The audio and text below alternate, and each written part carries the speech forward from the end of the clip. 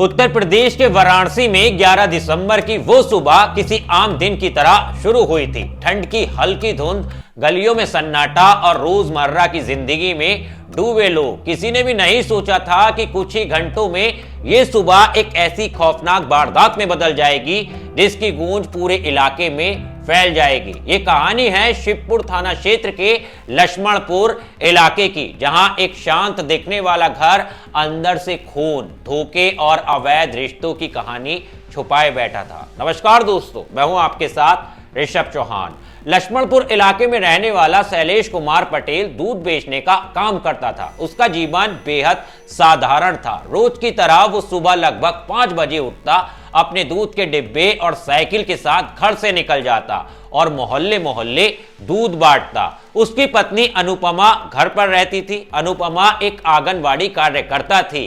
साथ ही वो अपने पति के काम में भी हाथ बटाती थी। अगर कोई ग्राहक घर पर दूध या दही लेने आ जाता तो अनुपमा घर से ही दूध दही बेच दिया करती थी। दोनों का जीवन सीधा साधा था। शादी को लगभग 15 साल हो चुके थे। बाहर से देखने में ये एक सामान्य दंपत्ति की कहानी लगती थी, लेकिन इस रिश्ते के भीतर एक ऐसी चुप्पी छुपी थी जो धीरे धीरे खतरनाक रूप ले रही थी। 11 दिसंबर की सुबह भी शैलेश रोज की तरह 5 बजे दूध बेचने के लिए घर से निकला।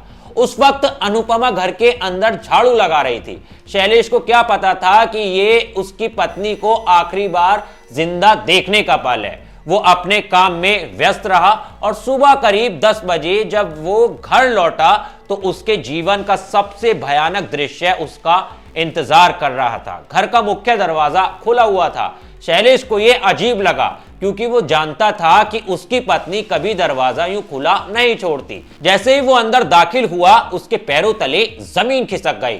घर के अंदर अनुपमा का शव पड़ा हुआ था। शरीर पर गंभीर चोटों के निशान थे। साफ दिख रहा था कि उसे बेरहमी से मारा गया था। उस दृश्य को देखकर शैलेश की चीख निकल गई। उसकी आवाज सुनकर आसपास के लोग दौड़ पड़े। कुछ ही देर में घर के बाहर भीड़ जमा हो गई। शैलेश बदहवास था। उसे समझ नहीं आ रहा था कि कुछ ही घंटों में उसकी जिंदगी कैसे उजड़ गई। उसने सबसे पहले अपने रिश्तेदार शुभम को फोन किया और फिर पुलिस को सूचना दी। सूचना मिलते ही शिवपुर थाना पुलिस और फॉरेंसिक टीम मौके पर पहुंची। पूरे घर को सील कर दिया गया और जांच शुरू हुई। जांच के दौरान पुलिस को कई अहम बातें पता चली।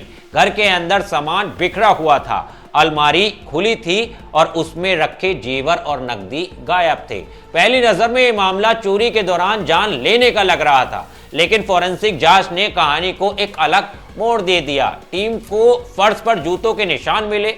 उन निशानों का प्रेशर बहुत हल्का था, जिससे यह अंदाजा लगाया गया कि घर में घुसने वाला व्यक्ति दुबला पतला था और उसका वजन ज्यादा नहीं था। यही नहीं, जूतों के निशान एक से ज्यादा लोगों की मौजूदगी का संकेत दे रहे थे। पुलिस ने इसके बाद आसपास के सीसीटीवी कैमरे की फुटेज खंगालनी शुरू की।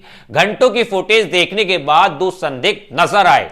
फुटेज में एक युवक और एक युवती बार बार शैलेश के घर के आसपास घूमते दिखाई दिए।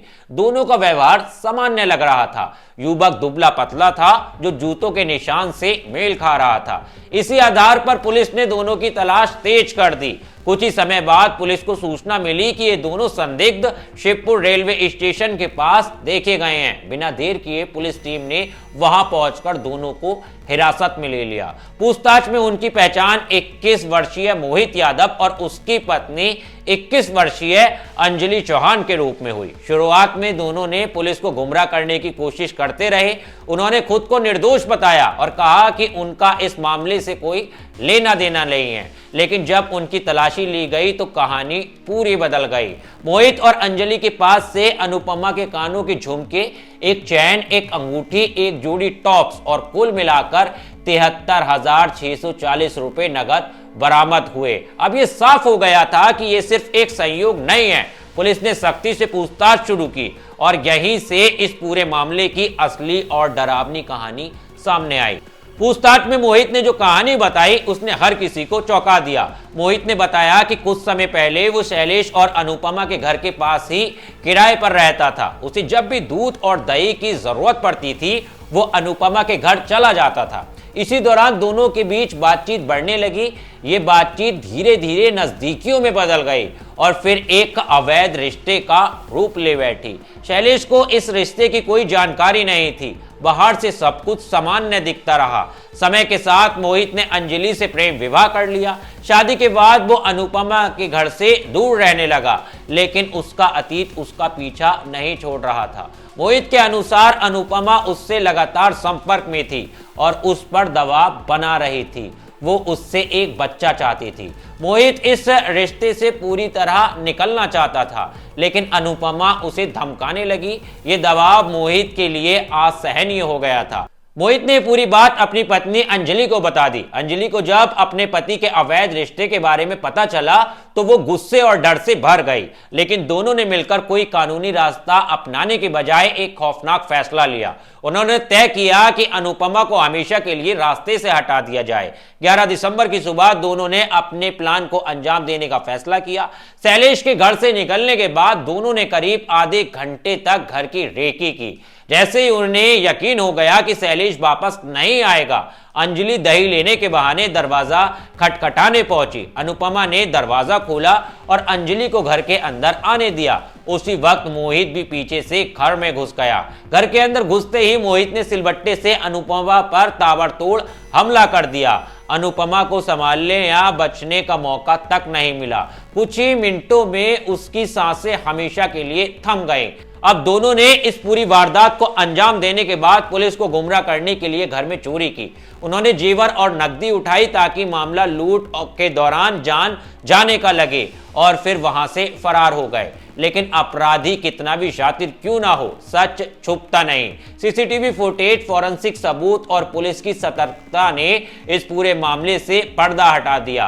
पुलिस ने दोनों को गिरफ्तार कर संबंधित धाराओं में मामला दर्ज किया है। उन्हें न्यायिक हिरासत में भेज दिया गया है। ये मामला सिर्फ एक अपराध की कहानी नहीं है दोस्तों, बल्कि ये उस अंधेरे की तस्वीर है जो अवैध रिश्तों, लालच और गलत फैसलों से जन्म लेता है। एक साधारण परिवार, एक भरोसेमंद रिश्ता और एक शांत जीवन, सब कुछ गलत फैसलों की वजह से तबाह हो गया। वाराणसी का यह मामला समाज के सामने एक बड़ा सवाल खड़ा करता है कि क्या इंसान अपनी गलतियों से भागने के लिए किसी की जान लेना सही समझ सकता है। खैर, इस पर आपकी क्या राय है? इस पूरी कहानी को आप किस तरह से देखते हो? क्या आपके आसपास भी इस तरह की कोई घटना हुई है? तो कमेंट में एक बार जरूर बताना, किस राज्य से, किस शहर से, किस गांव से आप मेरी ये पूरी कहानी सुन रहे थे। कमेंट में ये भी बताना मत भूलना। और हाँ दोस्तों, अपना नाम भी जरूर बताना, जिससे अगली वीडियो में मैं आपका नाम वीडियो के अंदर ले सकूं। खैर, मिलता हूं आपसे किसी और वीडियो में। तब तक के लिए धन्यवाद। जय हिंद।